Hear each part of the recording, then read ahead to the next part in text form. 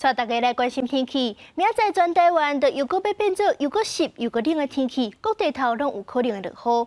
因若是到拜六就会转做大冷。气象署表示，今年头一波强烈大陆冷气团拜六就会到地，迄当阵全台湾就会冷死死，气温可能无到10度。提醒观众朋友，拜六礼拜就一定要加套衫，注意保暖。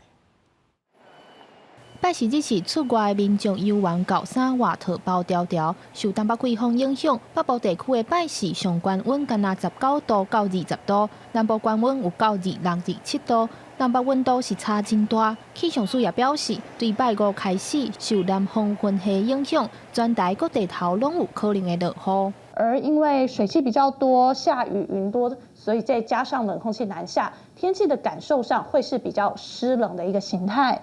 那这个水汽影响的时间大概就是以明天礼拜五这一天为主。气象署表示，寒冷的天气会维持拜五几天，接落来会渐渐转大冷。拜六会迎来今年入冬头一波强烈大陆冷气团，全台温度会直直降低，中部以北可能会出现11到13度的低温，部分地区甚至会出现10度以下的低温。 因为这段时间同时会是比较干冷的天气形态，那辐射冷却效应也会相当的明显，所以强烈冷气团再加上辐射冷却的影响，其实是有机会让温度降得更低。感受上，在这个时间点可能有些人会觉得是几乎是寒流的感受。